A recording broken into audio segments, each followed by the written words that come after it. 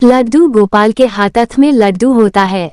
क्या आपने सोचा है कि कान्हा जी को तो माखन और दही पसंद है, लेकिन फिर भी उन्हें लड्डू गोपाल क्यों कहा जाता है? कुंभदास से जुड़ी है लड्डू गोपाल की कहानी। ब्रज भूमि में भगवान श्री कृष्ण के परम भक्त कुंभदास नाम के व्यक्ति थे। कुंभदास का छोटा बेटा था जिसका नाम रघुनंदन था। कुंभदास श्री कृष्ण के बहुत बड़े भक्त थे। दिन रात वह श्री कृष्ण की पूजा करते थे, इसलिए वह अपना घर और मंदिर छोड़कर भी कहीं नहीं जाते थे। परंतु एक बार कुंभदास को वृंदावन से भागवत कथा का निमंत्रण आया।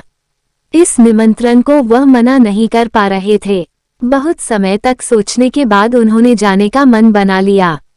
अपने छोटे बेटे को वह पूजा पाठ की सारी जिम्मेदारी दे गए। उन्होंने बेटे को कहा कि शाम को श्री कृष्ण को भोग जरूर लगाना है। पिता के कथानुसार शाम को रघुनंदन ने पूरे विधि विधान के साथ पूजा की और प्रभु को थाली परोसी। लेकिन जब थाली परोसी तो सामने छोटा बच्चा था।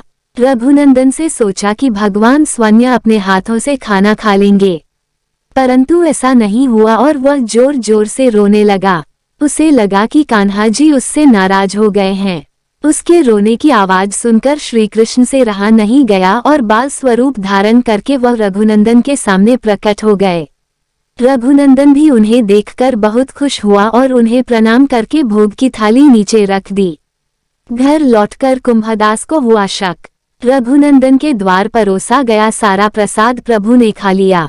इसके बाद वो उसे आशीर्वाद देकर अंतर्ध्यान हो गए। जैसे कुंभदास घर वापस आए तो थाली साफ देखकर बहुत हैरान हुए। उन्होंने सोचा कि शायद हो सकता है कि रघुनंदन को भूख लगी होगी तो उसने खाना खा लिया होगा, परंतु रोज यही होने लगा। कुंभदास ने देखा कि रघुनंदन उनसे ज्यादा पूजा में दिलचस्पी ले रहा है। इसका सच जानने के लिए वह एक दिन मंदिर की दीवार के पीछे छिप गए थे। बेटे रघुनंदन ने पूजा करके परोसी भोग की थाली। शाम जैसे हुई रघुनंदन ने कान्हा जी की पूजा की और उन्हें भोग की थाली परोसी। जैसे उसने थाली परोसी भगवान श्री कृष्ण बालरूप में प्रकट हो गए। कुंभदास ये सारा दृश्य दीवार के पीछे से देख रहे थे। वो देखकर भाव से भर गए और कान्हा जी के चरणों में गिर गए। जिस वक्त कुंभदास भगवान श्री कृष्ण के चरणों में गिरे, कान्हा जी के हाथ में लड्डू था। उसी रूप में श्री कृष्ण वहां जड़ गए।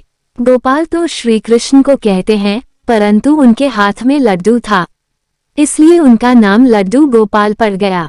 इसलिए जन्माष्टमी पर उनके मोहक रूप लड्डू गोपाल की पूजा की जाने लगी।